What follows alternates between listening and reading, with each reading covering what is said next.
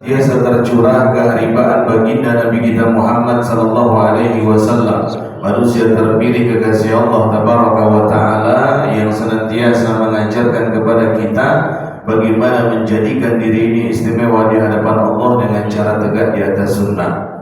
Yang sama-sama kita muliakan, yang utama Al-Fadil Al-Mukarram Ustaz Muhammad Syarwani MH, yang sama-sama juga kita muliakan seluruh asatidz wal asatidah, para habaib, para tokoh agama, tokoh masyarakat, tokoh adat, tokoh pemuda, dan juga yang sama-sama kita muliakan seluruh pengurus Masjid Al-Ihsan. Saya lihat semuanya pengurus, tidak ada pembesar di sini, karena gurus-gurus ya, masya Allah.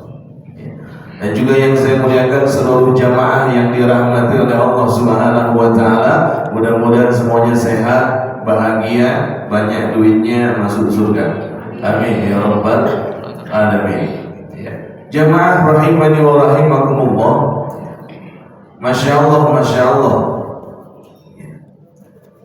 50% saya merasa asing di tempat ini karena agaknya baru perdana.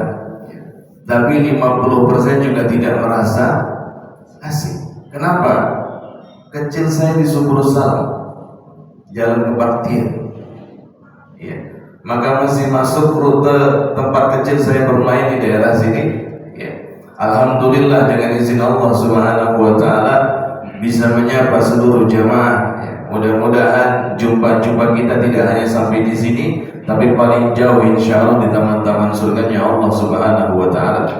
Jamaah sekalian dirahmati Allah, hari ini insyaallah kita berada pada 20 Sya'ban 1447 Hijriah. Ya. Ini maknanya 10 hari lagi kita akan masuk ke dalam bulan suci Ramadan. Ya. Dan agaknya kode Ramadan sudah keras, ya. Agaknya rasa panas terik sudah mulai menyengat. Kalau orang Arab mengatakan al-labibu bil isyarati yafham, orang cerdas cukup dengan isyarat sudah mengerti. Oh, berarti sebentar lagi Ramadan. Oh, ini udah 20 Sya'ban, lebih kurang 10 hari lagi Ramadan. Ya. Tapi nggak tahu apakah hatinya udah siap untuk memeluk bulan suci Ramadan. Karena kemudian tidak semua orang berani mengatakan, duhai Ramadan janganlah cepat berlalu. Orang-orang yang berani mengatakan duhai Ramadan janganlah cepat berlalu adalah orang-orang yang punya alasan kuat mengapa ia harus berada di Ramadan. Hari ini kan kita lihat, kadang-kadang Ramadan baru nyampe hari kelima dia sudah mengatakan, ya Allah, hilal Idul Fitri kapan ya Allah? Baru hari kelima. Kadang-kadang belum hari ke-10, sholat tarawih kita sudah maju. Ya bukan kemajuan. Ya. Kadang-kadang hari ke-15 kita udah mulai mikir baju baru ya Allah. Kadang-kadang hari ke-20 kita sudah bicara. Saya tanya ibu-ibu kalau hari 20, 10 hari terakhir biasanya nyiapin apa gitu? Kue, terus apa lagi? Nah, hafal kalau ini emang budaya kita Indonesia begitu diantara. Apa yang disiapin? Kue, baju baru, mudik, bumbu. Ah, itu sudah. Renovasi rumahnya sih. Ya. Padahal kita paham puncaknya, tertingginya kualitas Ramadan paling tinggi, prime time-nya berada pada 10 hari terakhir di bulan Ramadan. Nah, ini banyak begitu orang kemudian viral di awal, tapi kemudian banyak yang meninggalkan 10 hari terakhir di bulan Ramadan. Inilah kemudian makanya kita harus punya alasan yang kuat mengapa kita harus berada pada bulan suci Ramadan. Meskipun tinggal 10 hari lagi, ada nggak jaminan kita sampai pada bulan Ramadan? Ini kalau saya lihat jamaah dari awal tadi, saya perhatikan, ini kan wajah-wajah muda semua. Ya kalau saya kira-kira kurang lebih ini 27 tahun lah. 27 itu Bu, maksudnya bila ada kurang lebih berarti. Ya. Atau makna jujurnya agaknya rata-rata sudah usia 40 tahun. Bukankah malaikat maut pernah berpesan kalau sudah 40 berbekallah? Kenapa? 40 merupakan lonceng kematian yang pertama. Dan Allah Al-Mudabbir yang maha mengatur, gak cuma mengatur tata cara kita hidup, pun juga Allah mengatur peringatan-peringatan sebelum kematian. Coba ini dari wajah-wajah saya mau tanya, yang belum punya uban, coba angkat tangan. Saya pun angkat tangan, berarti juga punya uban. Ya. Karena uban adalah di antara tanda-tanda kematian. Makanya sunnahnya uban tidak dicabut, karena dia akan bersinar nanti di hari kiamat. Ya. Mana tandanya? Kawan ulun guruai sudah 50 tahun gak ada beruban, jadi sedikit jauh lah daripada kematian. Enggak, keriput yang ada di kening, mata hitam yang sudah mulai sepah memutih, pipi yang sudah mulai turun, gigi yang sudah mulai tanggal, tangan yang sudah mulai keriput, itu pun juga tanda kematian. Kawan ulun guru kencang kulitnya. Ya. Tanda kematian setiap orang beda-beda. Kalaupun kita dengar di langgar kita, di masjid kita mengatakan inna lillahi wa inna ilaihi raji'un, telah meninggal dunia, itu pun juga tanda-tanda kematian. Ya. Makanya jamaah fillah yang dirahmati oleh Allah Subhanahu wa taala, enggak ada jaminan. Wala yang tua, wala yang muda, wala yang pengurus, wala yang pembesar, enggak ada jaminan sampai pada bulan suci Ramadan. Makanya para ulama mengatakan kalau seandainya rasa-rasa itu udah dekat dalam diri kita, kayaknya bentar lagi nyampe enggak Ramadan. Maka ulama mengatakan berdoalah. Di antara doa yang ulama ajarkan adalah Allahumma sallimni li Ramadan wa sallim Ramadan li wa sallimhu li mutaqabbalan. Ya Allah, selamatkan, sampaikan hamba di bulan Ramadan, dan selamatkan, sampaikan Ramadan kepada saya, ya, dan jadikan amalan di bulan Ramadan nanti itu kau terima. Ya, ini Allahumma sallimni li Ramadan wa sallim Ramadan li wa sallimhu li mutaqabbalan. Ini, ya.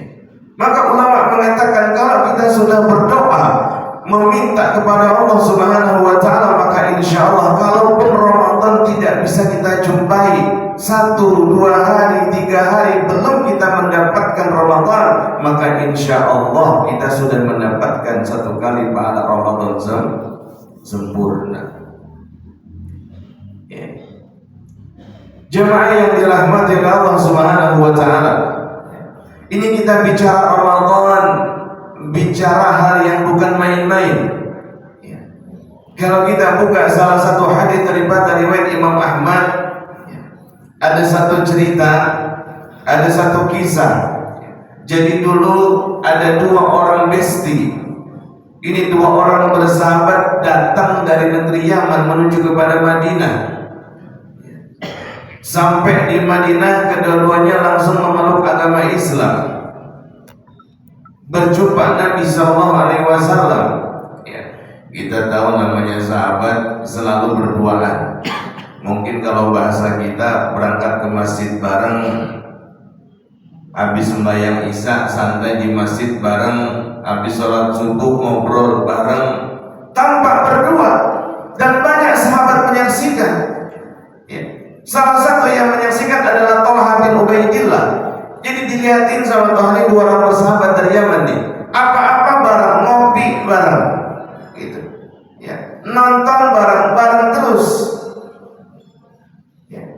Sampai kemudian datang satu ketika perintah Nabi sallallahu alaihi wasallam berperang. Termasuk dua sahabat ini pun juga berperang.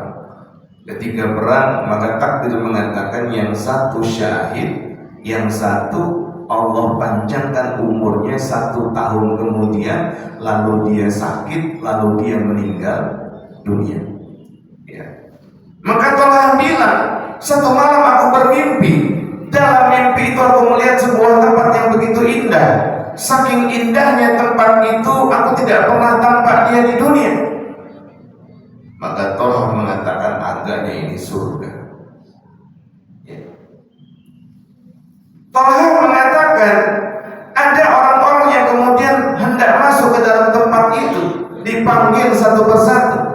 Ya. Maka kira-kira jamaah sekalian, Bapak Ibu yang dirahmati Allah, kira-kira yang dipanggil duluan masuk ke surga, yang meninggal syahid apa yang sakit? Karena dua orang bersahabat tadi ada di sana. Dua-duanya udah meninggal dunia. Kira-kira yang dipanggil duluan yang mana tuh masuk surga? Yang meninggalnya syahid apa yang sakit? Sakit. Memang jamaahnya belum matang. Ada suaranya. Cuma nanti. Talha mengira yang masuk pertama adalah yang syahid. Kenapa? Oh, kita tahu sekali bagaimana keutamaan orang yang syahid, ya, dinikahkan dengan 72 bidadari, dijamin masuk ke dalam surganya Allah Azza wa Jalla. Ya, tapi ternyata yang dipanggil pertama adalah sahabat yang meninggal dalam kondisi sakit. Ya. Ini kalau bahasa kita ini Talha nggak terima nih, nggak terima. Ya. Kok bisa yang sakit duluan masuk ketimbang yang syahid?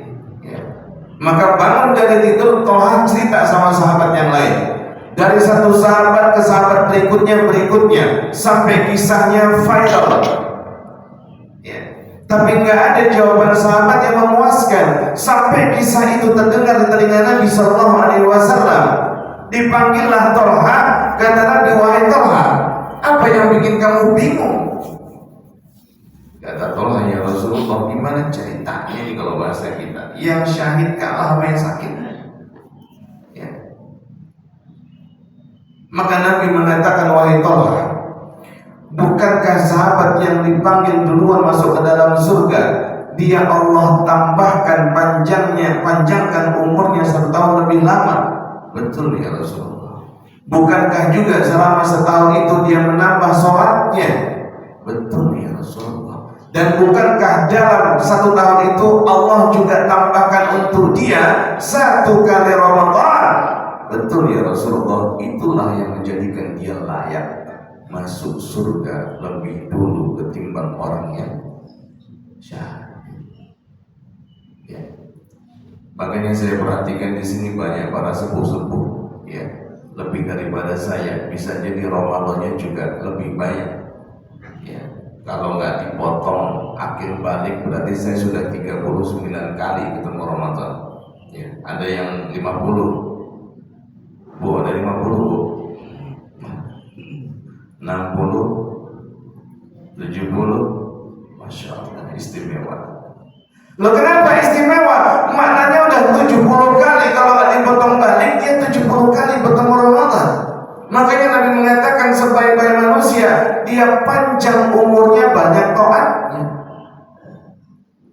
Ya. Lalu bagaimana dengan Nabi Muhammad SAW yang cuma 9 kali ketemu Ramadan? Ya. Sampai masa beliau meninggal hanya 9 kali berjumpa dengan Ramadan. Apakah yang 70 kali jumpa Ramadan mengalahkan yang 9 kali? Wallahi la. Nggak bakal pernah bisa. Kenapa? Allah cari kualitasnya, bukan kuantitasnya. Jadi kemudian jamaah yang dirahmati oleh Allah Subhanahu wa Ta'ala, makanya ayo sama-sama jangan sampai kita kemudian jadikan Ramadan ini berlalu begitu saja. Kadang-kadang baru 5 hari, ya Allah, udah mikirin, ya Allah, Ramadan panas ya. Emang Ramadan panas. Makanya Imam Asy-Syaukani dalam kitab Fathul Qadir mengatakan, Ya. Ramadan itu dari kata Ramadan, Ra, Mim, Dha, Alif, Hamzah. Ya. Maknanya apa? Makna yang pertama kata beliau adalah Ramadan itu panas terik yang membakar. Ya.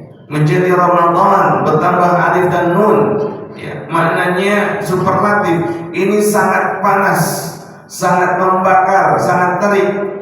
Makanya kalau sudah tahu Ramadan itu panas, nggak usah ngomong Ramadan panas. Udah tahu Ramadan panas, emang Ramadan panas. Ya. Makanya kalau sudah tahu Ramadan panas, kalau nggak butuh keluar nggak usah keluar. Ya. Ini kan kita kadang-kadang ya Allah ya Rabbi, kalau udah 10 hari ke atas, apalagi 10 hari terakhir, udah tuh THR udah pada keluar, udah kabur udah dari rumah. Ya. Iya, kita cari baju baru kemana? Pasar pagi. Muter dia ke pasar pagi, nggak ketemu, kabur dia ke mall Ramayana, nggak ketemu, kabur dia ke Samarga Square. Pulang-pulang ketemu booth es teh. Ya. Makanya Ramadan tuh godaannya luar biasa. Ya, kita lihat kanebo aja kayak lihat keju pizza gitu. Ya. Apalagi kalau sudah Ramadan tuh kan ya begitu ya. Emang Ramadan itu kan hawa-hawa surganya berasa banget gitu, bahasa gampangnya. Berasa gimana? Ya berasa. Wong TV yang biasa nggak ada ajan maghrib, ajan di Ramadan, kan begitu. Ya. Wong produk-produk yang biasa kadang-kadang jadi produk syar'i, betul. Ya. Sirup-sirup keluar dengan gayanya, dengan kemudian histori ceritanya. Ya. Yang agamis, yang religi, ujung-ujungnya iklan sirup. Makanya jamaah yang dirahmati Allah, hati-hati kalau ketemu bulan suci Ramadan, godaannya berat. Ya. Kadang-kadang iklan sirup itu Ramadan mah gitu-gitu aja, keluar ikan sirup, ya disusun ada yang hijau, ada yang kuning, ada yang jingga, ada yang macam-macam, ada yang putih. Ya, tapi kalau sudah Ramadan tuh kenapa ceritanya sirup bisa kemudian dituang dalam air, dalam gelas. Itu gelasnya pakai es batu lagi, ada bulir-bulirnya lagi. Ya Allah, kapan aja maghrib ya Allah, kan gitu kita ngomong. Ya. Mie instan pun juga sama, mie instan mah biasa mah dijejer aja disusun, ya. Tiba-tiba sajian selesai. Entah kenapa kalau sudah Ramadan iklan mie instan beda. Ya. Disajiin ada lomboknya lagi, ya Allah ya Allah ya Rabbi. Mana belum jam 12 siang lagi. Ya. Mana ada yang goreng jatuh dari langit. Ya. Ini godaan macam-macam. Makanya banyak yang terganggu dengan hal itu. Ini kalau nggak punya alasan yang kuat, kita nggak bisa nyampak 10 hari terakhir di bulan Ramadan. Ya. Jadi jamaah yang dirahmati oleh Allah Subhanahu wa taala, ayo masuk dalam bulan suci Ramadan, pahami betapa utamanya itu bulan Ramadan. Ini bulan nggak main-main. Keutamanya sangat tinggi. Allah nggak pernah bicara berapa banyak keutamaan, berapa banyak fadilah pahalanya. Allah nggak pernah sebut. Kalau nggak pernah disebut sama Allah, berarti kira-kira jumlahnya banyak apa dikit? Ibu-ibu pernah dapat hadiah dari suami? Usianya kiranya nggak pernah dapat. Ada yang jawab. Ya. Kira-kira kalau laki anak memberi bininya hadiah, hadiahnya mohon maaf murah, bisa daster gocap 50.000, kira-kira bakal disembunyiin atau enggak hadiahnya? Kata suaminya, mama papa punya hadiah, hadiahnya apa? Oh, rahasia. Kira-kira disembunyikan enggak? Enggak, kenapa? Murah. Betul. Tapi kalau ibu-ibu dapat hadiah dari suami, hadiahnya istimewa. Emas antam serti 1 kilo. Berapa sekarang untuk emas serti? Rasanya 3,2 juta. 3,5 naik. Ya, 3,5 juta. Berarti mungkin kalau 1 kilo sekitar 3,5 M kurang lebih. Ya. Kira-kira suami langsung ngasih atau diam-diam aja? Apa sih Pak hadiahnya? Rahasia, besok. Udah besok, ayo Pak, Mama udah penasaran apa sih hadiahnya? Mama hitung dulu dari 10.000, mundur 10.000, 999 gitu. Udah Pak, selesai, udah meatu, muter dulu tawaf keliling rumah gitu. Ya. Kenapa? Hadiahnya istimewa. Ya. Demikian juga Allah Subhanahu wa taala enggak pernah kasih itu berapa jumlah pahala Ramadan. Makanya Nabi pernah sampaikan juga, Imam Ibnu Qudamah pun juga menegaskan yang namanya mizan, jemaah. Mizan itu kan makhluk Allah yang sangat besar. Ukurannya saking besarnya mizan, kalau bumi masuk ke mizan, itu mizan gak goyang.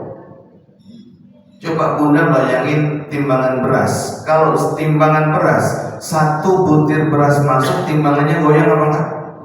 Enggak. Jadi enggak kebayang besarnya mizan. Bumi masuk aja enggak goyang. Ya, kurang gede apa di bumi? Tapi Nabi sampaikan ada 3 amal. Kalau salah satunya masuk ke mizan, mizan sampai enggak sanggup menampungnya.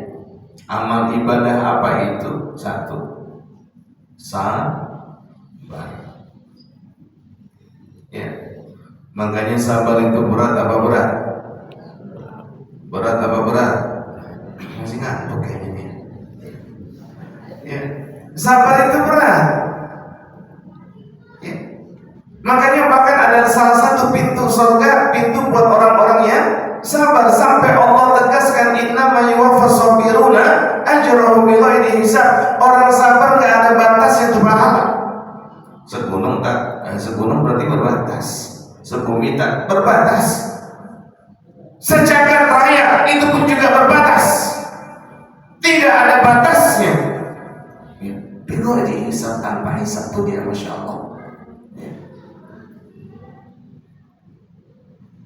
Makanya sabar itu sakitnya di sini. Sabar. Ya. Karena sabar itu berat, makanya hadiahnya hadiah utama.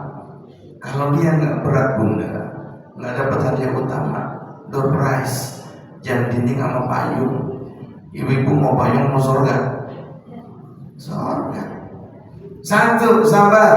Makanya sabar itu puncaknya ibadah. Benar, bukan puncaknya ibadah, belum. Ya. Makanya Allah Azza wa Jalla sampaikan wa tawassaw bil haqqi wa tawassaw bis sabr. Ya. Kenapa kok sabar buat yang benar dulu? Karena yang benar belum tentu sabar. Betapa banyak orang yang benar nafsu sama benarnya. Kan gitu. Ya. Tapi orang yang sabar insya Allah lebih bijaksana dalam menetapkan satu hal kebaikan. Yang pertama sabar. Yang kedua memaafkan. Coba ibu memaafkan gampang apa susah? Susah katanya. Ya. Memaafkan gampang apa sulit? Salah juga saya tanya. Sulit apa sulit? Sulit. Ya. Coba ibu-ibu ayam tetangga berak di teras kita, bisa memaafkan? Bisa. Hari pertama, besok dia berak lagi, bisa. Mulai terus dada. Besok dia berak lagi, apa kita sembelihkan? Kan gitu. Ya. Lalu memaafkan ini susah. Coba ibu-ibu saya mau tanya, di mana biasanya suami naruh handuk? Kasur di sini. Bujur kalau jawabannya. Ya, sama kayak di surataan bilang ada di kasur, di sofa berarti ya, kalau ya di tempat duduk. Ya. Sabar. Sudah berapa tahun suami naruh begitu? Sejak awal menikah Ustaz. Sudah 30, 40, 50 tahun. Coba. Ya udah maafin, dah sabar deh, maafin. Lah maafin tuh berat. Ya. Faman afa wa aslaha fa ajruhu 'ala Allah. Tapi orang-orang yang memaafkan, Allah jadikan pahalanya adalah surganya Allah Subhanahu wa taala. Makanya nanti di akhirat itu, ya, malaikat bakal berseru, aina haula ajruhum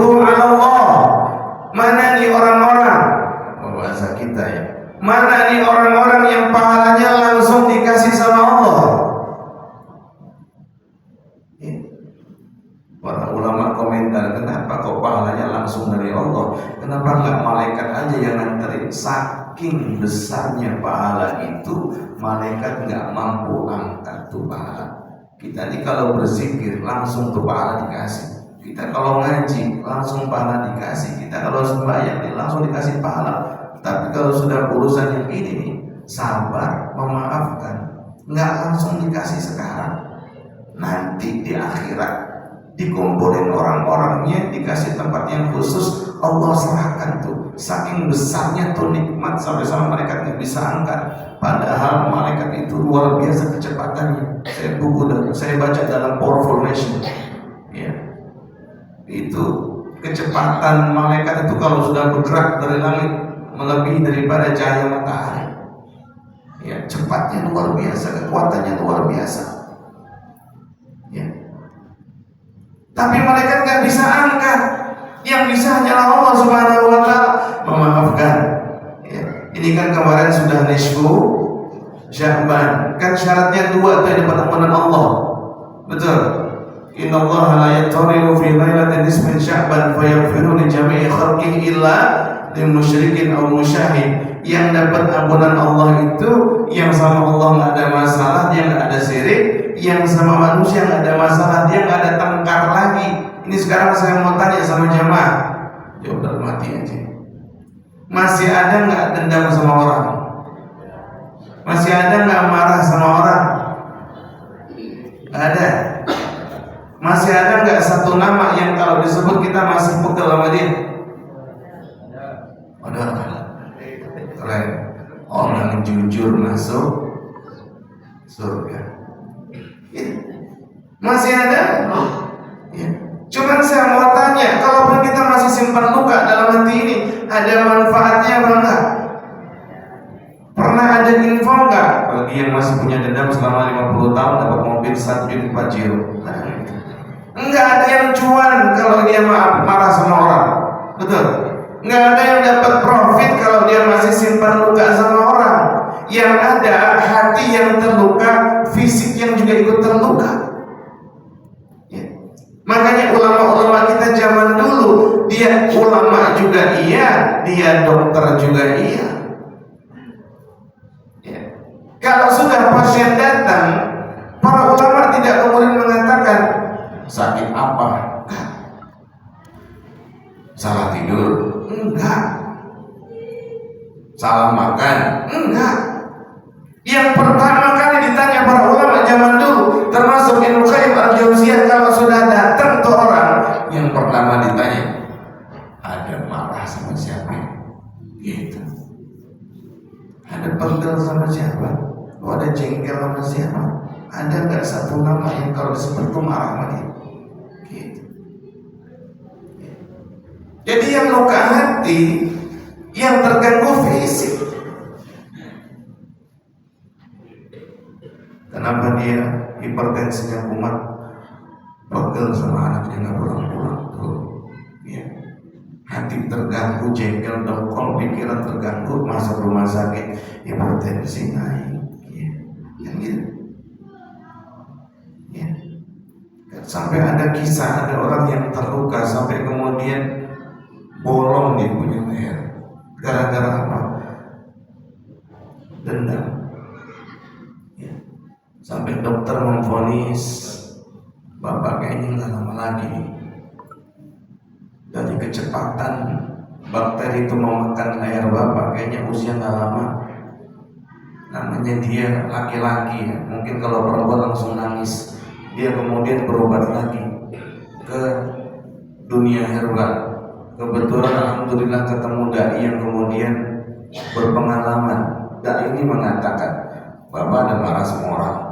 Nggak ada, Pak, nggak apa-apa, jujur aja. Bapak ada marah sama orang? Nggak ada. Sampai akhirnya dia ngaku, iya saya ada marah.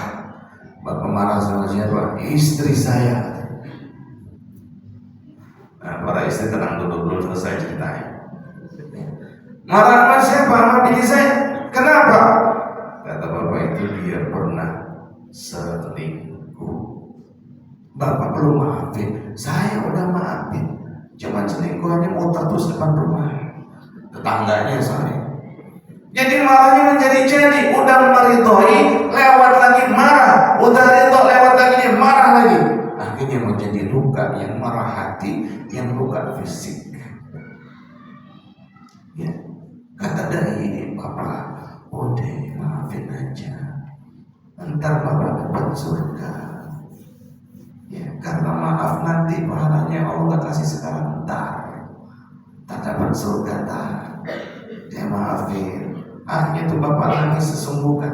Begitu habis nangis, iya, saya udah maafin bini saya. Dan ini nyatanya kenapa bapak maafin dia? Karena tidak ada yang paling ikhlas ngurusin luka saya ini kecuali istri saya.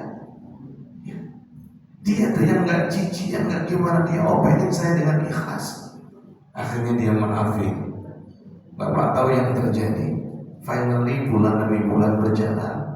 Ikhtiar dengan herbal itu, lukanya dikit-dikit ketutup. Akhirnya sembuh. Kan gitu. Ini banyak kisah-kisah nih. Ya, banyak kisah-kisah. Saya sampai jam berapa nih? Sampai isyraq kayaknya 6:21 nih. Saya sampai jam berapa bu? Jam 8 atau jam 9? Hah? Zuhur. Ibu ngundang apa ngontrak? Enak aja zuhur. Bercanda ya bu, maaf. Ya, gitu. Isyraq berarti kira-kira 6 menit lagi. Gitu. Ya. Jadi memaafkan, jadi saya nggak tambahin ceritanya berarti. Ya. Jadi memaafkan itu berat sekali. Ya. Yang luka itu hati, tapi fisik kita yang terganggu. Makanya kalau kita baca kitab Ad-Da'wa karangan Ibnu Qayyim Al-Jauziyah, satu dosa bisa bikin 51 efek keburukan. Coba bikin dosa satu, efeknya 51, ngeri kan? Ya. Kita bikin dosa satu saja, efeknya 10, nggak bergerak kita, ya Allah, berat banget bebannya. Ini 51. Apa kata beliau di antaranya? Yang namanya dosa itu ngalangin rezeki. Yang namanya dosa itu membuat kita asing di tengah kebaikan. Asing kalau dengar azan, asing di tengah orang-orang soleh. Yang namanya dosa itu melemahkan jasad, kata beliau. Mana nampina pengulangan itu. Ya, meskipun tak semua demikian, tapi secara umum dia melemahkan jasad. Gitu. Ya. Dan makanya maafin, maafin bu. Ya. Dimaafin, orang terdekat dulu maafin. Orang tua kalau masih ada luka pengasuhan, ya mungkin itu surga kita. Ya, maafin deh. Ya, mungkin ada hutang-hutang pengasuhan, dan maafin orang tua kita. Ya, mungkin orang tua kita emang baru belajar jadi orang tua, gitu. Ya, siapa lagi? Pasangan, bu, ibu terus dari tadi. Pak, pasangan maafin pak. Ya, jangan pelit-pelit terima sama bini mas. Ya, ikhlaskan. Ya, emang bini begitu ya. Kita udah capek-capek kerja, pulang bawa bakso. Ya, tetap aja pulang disangguin kain pel sama sapu. Ya, kopi nggak dibikinin, innalillah. Ya, tapi bukan ibu-ibu yang di sini, ibu-ibu yang di sana. Cuman yang di sana sudah pindah ke. Nah, saya sih nggak ngomong, berani juga saya nggak bisa pulang. Kan gitu. Gitu. Udah maafin ya, kenapa? Karena lukanya juga nggak bisa ngasih kita apa-apa. Luka aja terus, emang ngasih apa? Yang ada ngasih kepikiran, kita malah nggak bisa fokus kepada kebaikan. Makanya bisa jadi Allah berikan luka itu supaya Allah berikan anugerah dalam kehidupan kita. Betapa banyak orang yang dizolimi, dengan kezoliman itu dia naik tuh, naik level keimanannya, naik level rezekinya, dia kemudian terdorong, terpacu untuk lebih baik, kan begitu.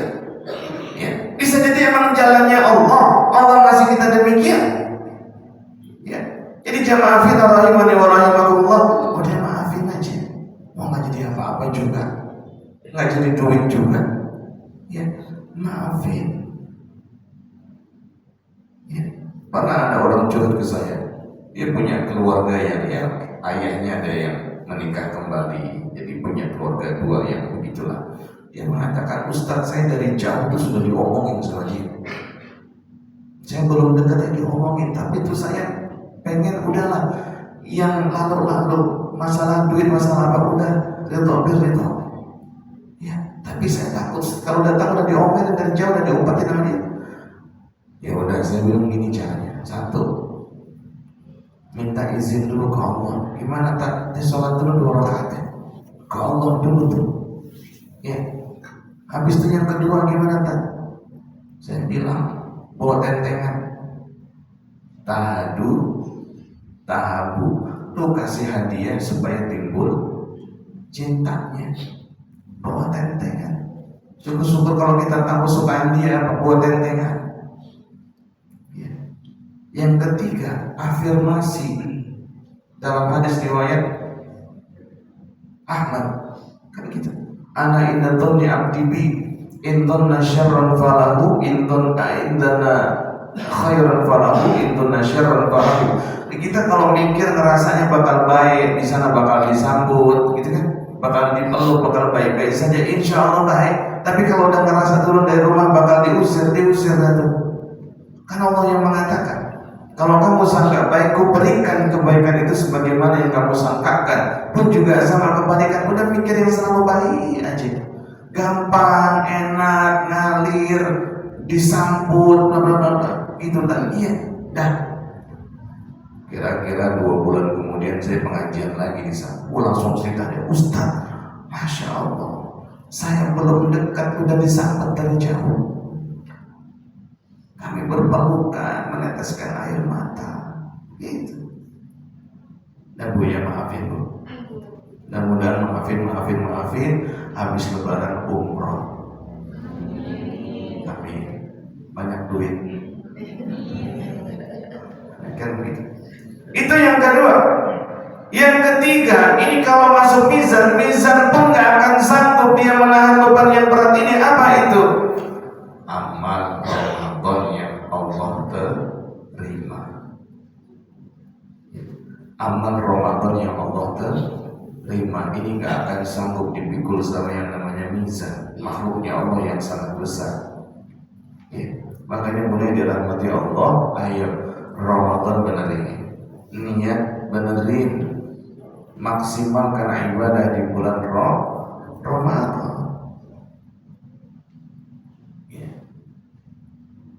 Kan kita tiap hari sholat, kita tiap hari zikir, kita tiap hari itu ngaji, insya Allah kan gitu. Kita tiap hari ibadah. Saya mau tanya, dari kita habis akhir balik sampai sekarang, amalan itu masih ada apa enggak? Pahalanya masih ada enggak?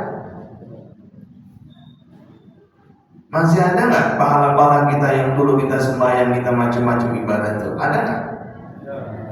Ada. Saya juga sepakat ada. Cuman pertanyaannya masih utuh apa enggak? Amal kita masih utuh apa enggak?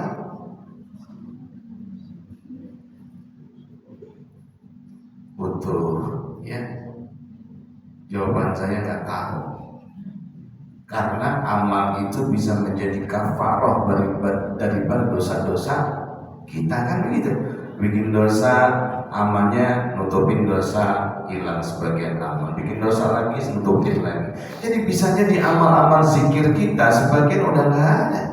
Amal-amal duha kita mungkin sebagian nggak ada. Allah Ta'ala, amal-amal kita yang belum tentu. Tapi ada satu amal Allah nggak bakal ganggu gugat, Allah nggak bakal geser-geser, Allah nggak bakal hapusin. Amal apa tuh? Amal Ramadan. Kok bisa begitu? Dan iya, lalu Allah ngasihnya baru nanti di akhirat. Allah nggak kasih sekarang, nanti Allah baru kasih. Fa innahu li wa ana ajzi bihi, karena itu milikku. Ramadan milikku, puasa milikku, kata Allah, jangan pernah ambil milikku. Wa ana ajzi bihi, aku langsung yang bakal bayar, kata Allah. Gitu.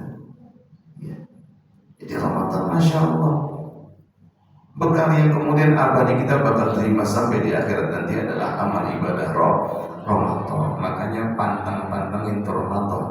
Jangan kita mengatakan Ramadan berapa hari lagi ya? Tinggal 20 hari lagi. Enggak begitu. Kita harus mengatakan ya Ramadan tinggal 10 hari aja. Aduh, bentar lagi mau habis nih Ramadan gitu. Ya, berasa ruginya ditinggal Ramadan. Ini bulan nggak main-main, masya Allah nggak main-main. Ibadahnya luar biasa. Dari hari pertama udah begitu. Ini kita kalau nggak punya alasan yang kuat nih urusannya, kemudian hari pertama udah ngeluh. Hari pertama 10 juz kita ngaji, hari kedua minus juz. Nggak ada ngaji sama sekali. Kan udah kemarin 10 juz. Dirapel 10 hari. Jadi jamaah dirahmati oleh Allah Subhanahu wa taala, mudah-mudahan ya kita termasuk daripada orang yang mempersiapkan Ramadan, yang masuk syuruk insyaallah. Ada suaranya kan kalau syuruk? Biasanya ada suaranya kan. Ya, suaranya. Ini udah masuk insyaallah. Cuman terakhir mau izin saya sampaikan singkat insyaallah jamaah sekalian, di antara para ulama mengatakan persiapan yang paling penting di antara Ramadan adalah hapusin dosa-dosa. Bapak Ibu ya. Secara sederhana begini, orang kalau ketujuh berzina, maka dia akan nggak terlalu pengen, nggak nafsu sama bininya. Gitu. Kenapa? Dia terbiasa sama yang haram. Orang kalau suka makan makanan yang haram, dia pun juga nggak terlalu pengen makan makanan yang halal. Ini saya nggak usah jelaskan ceritanya panjang, ya. Gitu. Nah orang juga sama, dia kalau masih banyak dosa-dosa masuk Ramadan juga begitu. Sama ibadah nggak tapi pengen. Kenapa? Masih ada dosa-dosa. Makanya belum masuk Ramadan, ayo banyakin istighfar, banyakin sholat taubat. Kalau perlu list nama-nama orang yang kira-kira mungkin pernah kita bikin luka.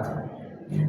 Orang terdekat dulu, orang tua, om, julang, ibar, acil, pak, dia ada kan bikin luka. Kira-kira lo harus minta maaf. Kalau kita yang terluka, kita pun juga sama udah. Lepaskan, ada surganya Allah yang menanti di sana. Ya, bisa jadi orang sengaja bikin luka supaya kita bisa masuk surga. Ya, jadi jamaah yang dirahmati Allah Subhanahu wa taala, mudah-mudahan kita bisa jumpa lagi. Ya, paling jauh di teman-teman surganya Allah Subhanahu wa taala. Amin ya rabbal alamin. Ya. Doa. Kita berdoa kepada Allah Subhanahu wa taala, mudah-mudahan kita disampaikan sampai pada bulan Ramadan, mudah-mudahan sebelum Ramadan kita udah dihapusin dosa-dosanya. Mudah-mudahan juga Allah memberikan hadiah Ramadan berikutnya masih sama kita. Mudah-mudahan kita termasuk yang panjang umur dan banyak taat kepada Allah Azza wa Jalla. Amin ya rabbal alamin. Amin amin. A'udzubillahi minasyaitonir rajim. Alhamdulillahi rabbil alamin. Allahumma shalli ala sayyidina Muhammadin wa ala alihi wa sahbihi ajma'in. Allahumma faqqihna fid din. Allahumma faqqihna fid din. Allahumma faqqihna fid din. Wa habibna nas. Allahumma tawwil qalbana wa fir dhanbana wa hassin farajana. Allahumma sallimna li Ramadan wa sallim Ramadan lana wa sallimhu lana mutaqabbala. Allahumma ilaikal mustaka wa antal musta'an wa la hawla wa la quwwata illa billahi al-aliyyil azim. Wa la taj'al musibatana fi dinina wa la taj'al musibatana fi dinina wa la taj'al musibatana fi dinina. Allahumma arina al-haqqa haqqan warzuqna ittiba'ahu wa arina al-batila batilan warzuqna ijtinabah. Allahumma ya Razzaq ya Razzaq ya Dzul Quwwatil Matin. Allah ya Razzaq ya Dzul Quwwatil Matin. Ya Allah ya Dzul Quwwatil Matin, urzuqna ya Rabbana di ziyaratil Makkah wal Madinah wal Arafah fi ibadatil hajj wal umrah.